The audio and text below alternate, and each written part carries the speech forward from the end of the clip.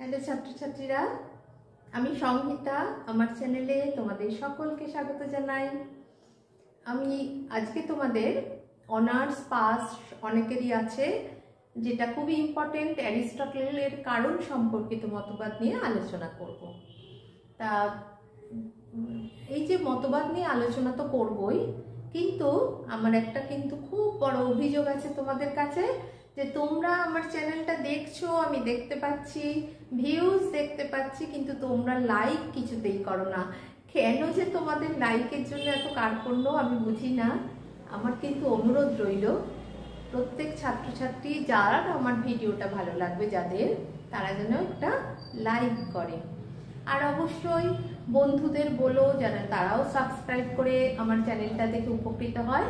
কারণ তোমরা যদি দেখো, যদি আমার চ্যানেলটা দেখতে পাবে যে চট করে তোমাদের কিন্তু কোনো কারোর কাছে পড়তে যাওয়ার দরকার হবে না, অন্তত একটা আইডিয়া তোমরা পেয়ে যাবে। এবং তার সাথে যদি একটু বই পড়ো, তাহলেই কিন্তু তোমরা উত্তরটা ঠিক করে লিখতে পারবে।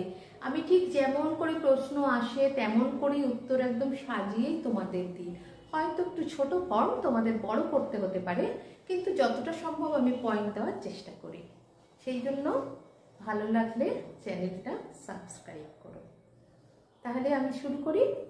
কার্যকারণ সম্পর্কে আমরা সাধারণভাবে যে প্রচলিত মতবাদ আছে, তার সঙ্গে কিন্তু অ্যারিস্টটলের কার্যকারণ সম্পর্কের মতবাদের কিছু পার্থক্য আছে। কারণ সম্পর্কে বলছি কি ব্যাপারটা, আগে একটা কারণ থাকে, তারপরে তো কার্য আসে, তার ব্যাপারটা তো সেই কার্যকারণ সম্পর্কই হলো। অ্যারিস্টটল কারণকে চারটে ভাগে ভাগ করেছে। কি কি চারটে ভাগ? একটা হচ্ছে, ফার্স্ট হচ্ছে উপাদান কারণ, সেকেন্ড হচ্ছে নিমিত্ত কারণ, থার্ড হচ্ছে তোমার আকারগত কারণ, এবং ফোর্থ হচ্ছে পরিণতি বা চরম কারণ।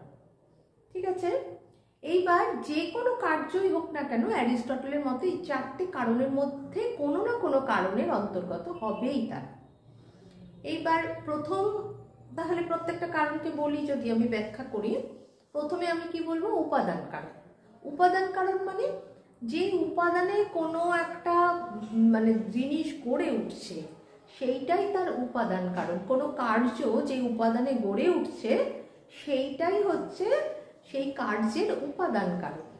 যেমন ধরো, মৃত্তিকা বা মাটি একটা ঘটের হচ্ছে উপাদান কারণ, কারণ ওই উপাদানটা দিয়ে ঘরটা তৈরি হচ্ছে, সেই জন্য মৃত্তিকা হচ্ছে ঘটের উপাদান কারণ।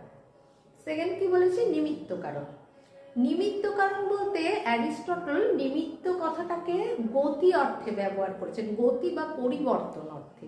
এই যে আমরা মাটি থেকে যে ঘরটা তৈরি করছি, তাহলে ঘটে পরিবর্তনটা হয়ে যাচ্ছে, এইটাকেই অ্যারিস্টটল বলেছেন যে গতি বা পরিবর্তন হচ্ছে, যাকেই বলেছেন নিমিত্ত কারণ। থার্ড কি? আকারগত কারণ। আকারগত কারণ বলতে অ্যারিস্টটল বলতে চেয়েছেন কোনো একটা বস্তুর যে দ্রব্য সত্তা, সেটাই কিন্তু তার আকার।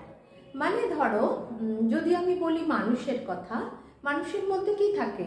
মনুষ্যত্ব থাকে। যাই দেখে তুমি যদি যে মনুষ্যত্বটা তোমার ধারণা থাকে, তাহলেই তুমি বুঝতে পারবে কি যে এই লোকটা মানুষ।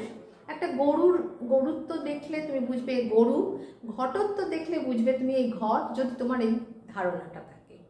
তার প্রত্যেক জিনিসের, দ্রব্যের যে বৈশিষ্ট্য, সেইটাই হচ্ছে তার হচ্ছে আকারগত কারণ, যে বৈশিষ্ট্য দেখে আমি তার সংজ্ঞা দিতে পারি। ঠিক আছে, এইটা কিন্তু আবার যদি তোমরা প্লেটোর দর্শন দেখো, তাহলে দেখবে যে এই আকারগত কারণ প্লেটোর দর্শনে এটাই কিন্তু আইডিয়া। প্লেটোর আইডিয়াটা অ্যারিস্টটলের দর্শনে আকারগত কারণ হিসেবে চলে এসছে। বুঝতে পারছো? তার কতটা প্রভাবান্বিত হতেন একজন আর একজনের দ্বারা, সেটা তোমরা বুঝতে পারছো। আর লাস্ট যে কারণটা হচ্ছে পরিণতি বা চরম কারণ। সেটা কি? কোনো লক্ষ্য বা উদ্দেশ্য পূরণের যে কারণটা, কোনো দ্রব্য তৈরি করতে গেলে তার যে লক্ষ্যটা বা উদ্দেশ্য, সেটাই হচ্ছে পরিণতি বা চরম কারণ। যে জন্য আমরা কার্যটা তৈরি করব, সেইটাই পরিণতি কারণ।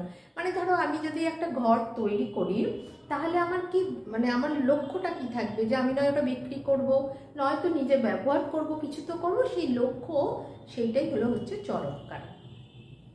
আশা করি বুঝতে পারা গেছে এই চারটে কারণ কি কি। এটা তো শর্ট কোশ্চেনেও আসে এবং মোটামুটি এটাই হচ্ছে কারণের সম্পর্কে, অ্যারিস্টটলের কারণ সম্পর্কে মূল যে জিসটা সেইটা হচ্ছে এইটা। ঠিক আছে, আজ তাহলে এই পর্যন্ত।